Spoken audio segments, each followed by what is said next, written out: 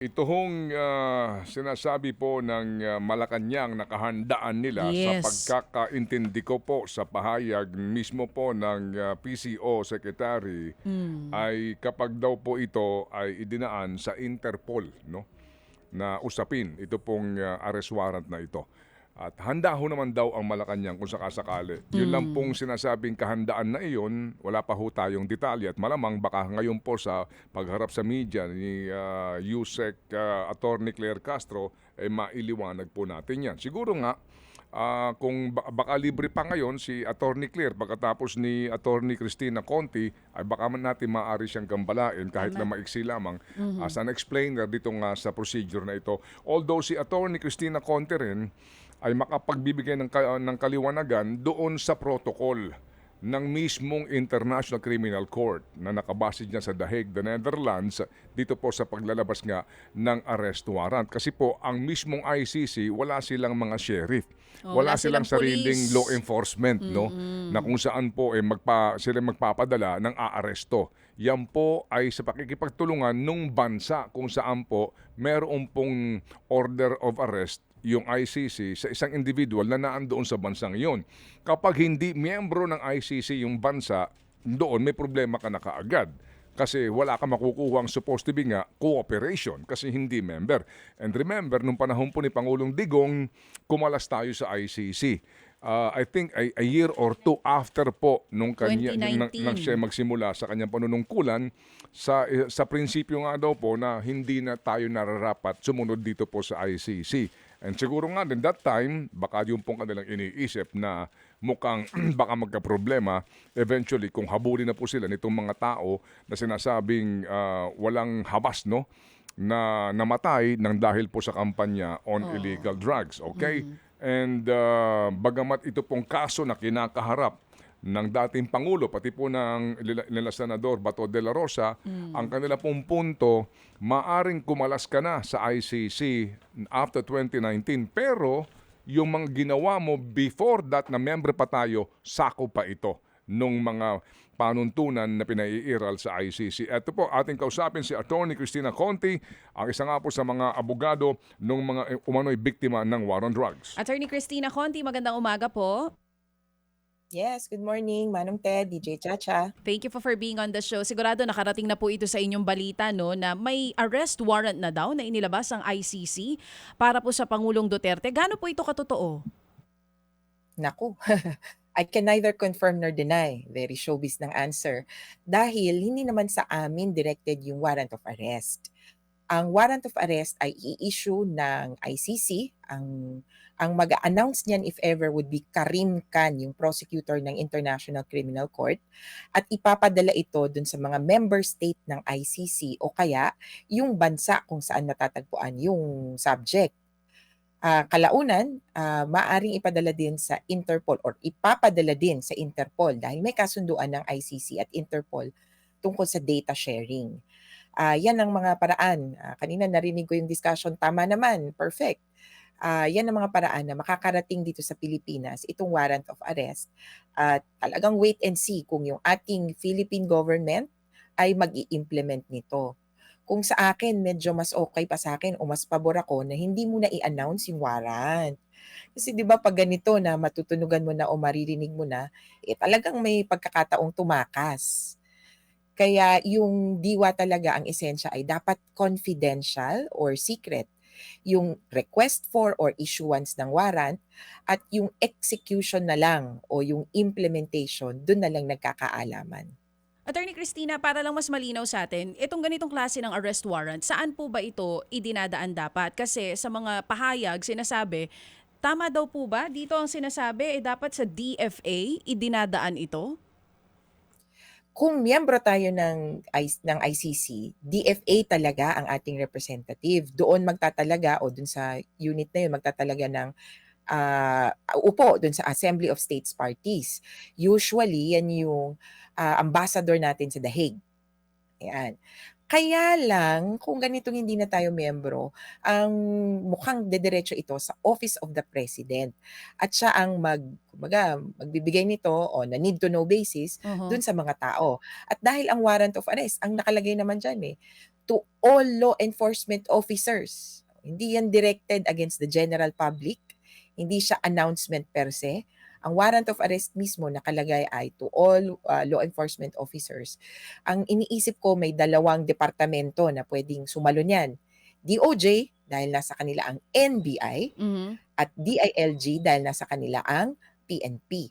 Yung NBI, doble pa yung posibleng doble nilang matanggap dahil sila naman yung head unit or lead unit natin, liaison, dito sa International Police Organization or Interpol. Oh, Attorney Christina, no one ngayon in the government is saying na may arrest warrant talaga. Pero nag-i-issue sila ng statement na kung sakali man na may arrest warrant, handa daw po sila na ipatupad ito. Ay, Ano pong yun pananaw naman, ninyo dito sa pahayag na yan ng Malacanang? ay, kung ano man ang ibibigay nila, tatanggapin namin dahil sila talaga ang pwedeng umaresto. Nag-iisip na nga kami, pwede bang citizen's arrest? Hinanap namin yan, hindi daw pwede talaga.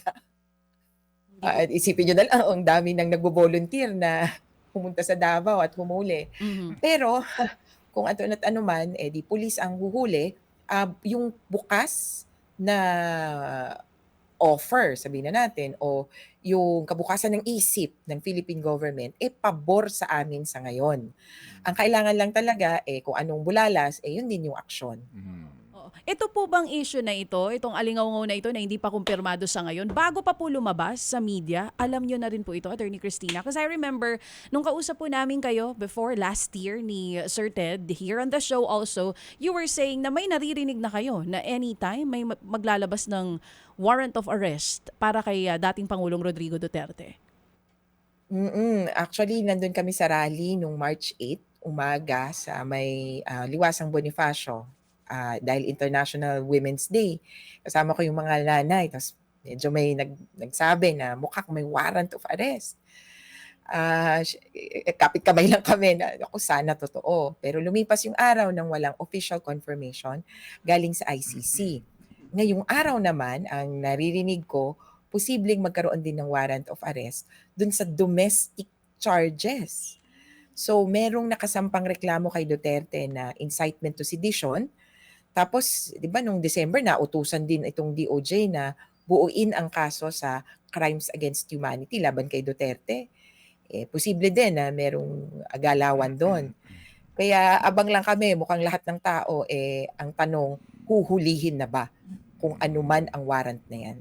Ang narinig ko, no, sinasabi ni former Secretary Harry Roque na yung arrest warrant ay tungkol doon sa inciting to sedition at hindi sa ICC. Ano pong inyong komento ron? Posible talaga yan kasi ngayon talaga nang susulputan yung mga, kumbaga, sumisingaw yung baho. Finally, di mapapaharap na siya sa hustisya. Kaya lang, hindi ko kabisado yung process doon kung nasaan na sila. Pero ang intindi ko, nakaumang na yon at nagkaroon na ng preliminary investigation. At ito namang mga warrant of arrest, as soon as madetermina ng isang korte o kaya ng huwes na there is reasonable basis na talagang itong taong to ay malamang sa malamang ay guilty dahil reasonable certainty of conviction sa domestic courts ang parang threshold. Dito naman sa ICC, basta masabing there is reasonable basis to believe that he or she committed crimes against humanity and that there is possibility for this person, there's possibility of flight. Itong paglabas niya nga, could be an indication. Kaya sa bahagi ng ICC, palagay ko, mape-pressure ito ngayon. Opo. Dahil kayo po ay isa sa mga abogado nung mga nagreklamo po dito sa ICC, hindi ba kasama sa protocol ng ICC na copy furnish kayo nung arrest warrant kung meron man nga? Hindi po. Kung ang arrest warrant kasi ang objective ay ang paghuli, walang role yung mga biktima dito sa enforcement ng warrant. Sa investigation stage, medyo maliit lang din yung role ng mga biktima kasi ang tanging gawain namin ay dapat mag-submit ng ebidensya na isubmit na namin yun nung panahon ng preliminary examination. Nung pinressure namin or hiniling namin na buksan na yung investigasyon sa Pilipinas. Ang patuloy pa ring hinihiling sa'min, eh, magbigay ng impormasyon at saka sa general public, eh, gano'n na nga Mm, yung mm. itsura. Sino ang may alam tungkol sa mga naganap, sino ang may alam kung sino ang mga, kumana nito. Kaya nagbukas nga ng portal Mm. yung ICC Witness Appeals. Kung meron kang nalalaman tungkol sa mga nangyari noong panahon ni Duterte, yun ang role at mas lalaki yung role siyempre kapag nagsimula yung trial, pero ngayon abang-abang din kami. Opo, totoo po naman ma'am na yung pong, head prosecutor po sa kasong ito sa ICC ay nagtungo ng Pilipinas. Yan ang mahirap din i-confirm, pero si Fatou Bensouda, dahil Mhm, nagkaroon naman ng confirmation din sa bahagi ng Philippine government, mukhang nakarating ng Pilipinas, yung opo. nauna. Mm, Pero si Karim Khan, ang huli niyang punta, kung hindi ako nagkakamali, ay noong CHR si Chito Gascon para mag-lecture daw itong si mm. Karim Khan noon, hindi pa siya prosecutor ng ICC. Opo. Pero kung may iba pa ba na mga prosecutors or investigators na nakarating sa Pilipinas, pinakamainam kung ang magkukumpirma ay Philippine government. Kasi kung kami, hindi namin masisigurado ang kanilang security, Mm. which is the most important part. Opo, sige po. So ma'am, dito po, sino po ang mga respondents dito? Hindi lang naman po ang dating Pangulong Duterte, 'di po ba? Ah, Yan na nga din yung tanong, puwede bang isa lang, puwede bang marami? Depende yan sa ICC kung ano na yung napagpasyahan nila. Pero kung ako sa kanila, ang nailatag na namin ay ang pinakaresponsable ay si Rodrigo Duterte. Katuwang niya si Ronald Bato de la Rosa sa pagpapatupad nitong tokhang, lalo na dun sa mga patayan sa police operation. Meron ding nagkaroon ng impormasyon o ebidensya na nga, lalo na dun sa Quadcom, lumabas na si Edelberto Leonardo na dating bahagi ng NAPOLCOM ay kasangkapan para dun sa reward system. At dito sa reward system, dito mo na pwedeng ipasok o dito mo mapipin down yung mga killings ng vigilante, Mhm. yung mga Hmm, unknown perpetrators. Kasi may reward eh. mm. Kaya, lumalaki yung itsura. May iba pang mga pangalang binigay, Oo. pero titingnan natin kung paano yung, development nito. Isa pa palang pangalan ay yung kasunod ni Bato de la Rosa na Chief of Police. Matapos niya si Oscar Albayalde. Opo, pero on record ma'am sa ICC so far, ang respondents talaga officially ay si dating Pangulong Duterte, si Senator Bato de la Rosa, silang dalawa lang. Ang hirap kasi sabihing respondent dahil Okey. nandun pa tayo sa punto na inaalam kung sino Mhm, yung mga, may kasalanan. Yung nakaraang process medyo makuti sila, eh. mhm, Hinahati nila yung preliminary examination nung nakaraan, were there crimes against humanity committed? mhm, Gano'n. mhm, Yes. The mm, next stage is who are most responsible? Pero mm, siyempre habang inaalam meron bang nangyaring krimen, eh, may mga pangalang lumutang at 3 pangalan ang nababanggit, kay Duterte, kay Bato, at kay Oscar Albayalde. Pero sabi din nung ICC dun sa, portion na yon, sa totoo sisilipin din namin 'yan hanggang city level na mm, pulis. mhm. At ako nga, sabi ko, kaiba na pinasok na hiwalay ng segment yung investigasyon kasi meron silang lugar at panahon kung ano ang saklaw. Ang lugar na saklaw ng November 2011 hanggang, June thereabouts 2016 ay Davao. Kaya kung para sa akin, posibleng mahagip, masaklaw ng investigation si Sara Duterte na naging, mayor or vice mayor ng Davao. Lahat dapat masilip dito sa investigation na ito bago mo Mm, masabing mm. sa lahat ng mga responsable o may kasalanan, ito ang pinaka. Opo, sige. So, habang wala pa hong kumpirmasyon, ano nga po dito sa mga binabanggit niyo pong mga pangalan, kung sila ba, kung sakasakali nga po ay kasama, no?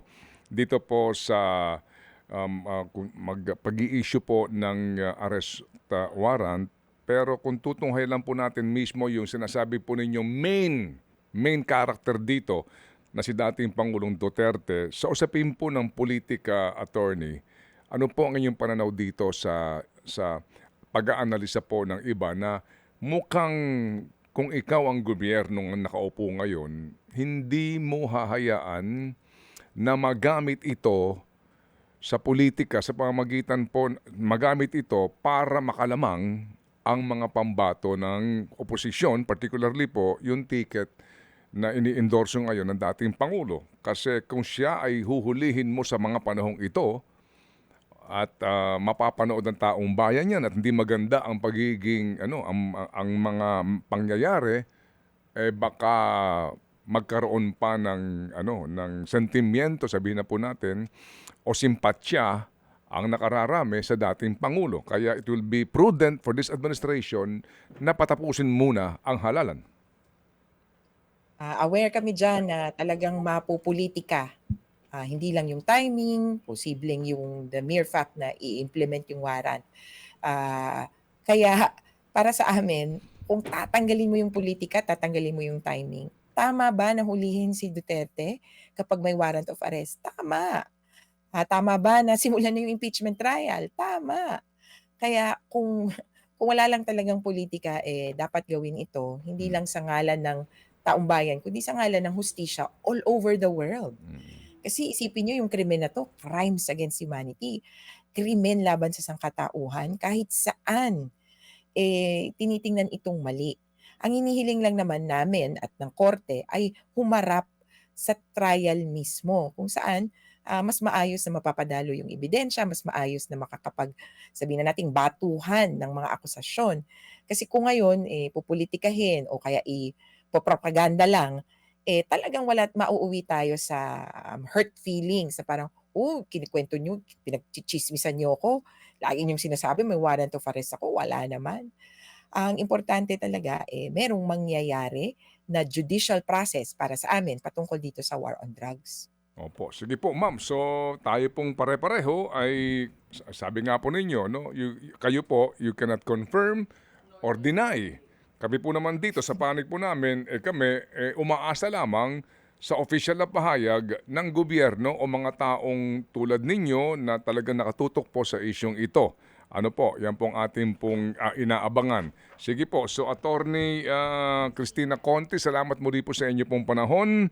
Ito na lang po ang inyo pong reaksyon sa napakinggan nyo pong pahayag ng dating Pangulo sa Hong Kong. Kung inyo pong napakinggan yung kanya sinasabi doon na hindi naman daw po siya natatakot nga dito at ang tangi lang po niyang kagustuhan nga ay mapaayos ang buhay ng mga anak ng mga Pilipino. Yun po sinasabi niya doon sa Hong Kong kahapon. Please, ma'am. Nako, sabi niya rin na wala raw siyang ginawang masama. Talagang yung mga biktima ang unang aalma dyan dahil nagbunga ng libu-libong patayan at ito na, nang hanggang ngayon talamak pa rin yung droga. Noong sumalang pa dito sa Quadcom itong issue na ito, lumalabas pa na mukha o posibleng protector siya ng isang drug lord.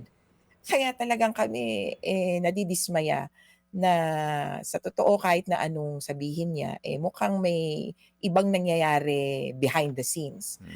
Disilusyonado na kami dito kay Duterte at hindi na kami naniniwala sa mga pinagsasabi niya dahil kung gaano pa sabihin na natin na kaputi ang kanyang budhi, yung actions niya at yung bunga ng mga sinasabi niya, hindi ko nga masabi na napakaganda ng kanyang napakabulaklak ng mga kanyang salita kasi mahilig ding magmura. Yung actions speak louder than words. At para sa amin, yung patayan already calls for trial. At buti nga, hindi namin pinapanawagan na matokhang din siya. Yung mismong pinagkait niya sa mga biktima, yun ang hinihiling namin na magkaroon siya ng due process. Opo. Salamat na marami as usual, Attorney Cristina Conti, sa inyo pong pagbibigay po ng panahon sa aming programa sa napaka-importanteng isyong ito. Mabuhay po, ma'am. Salamat, abangers tayo lahat.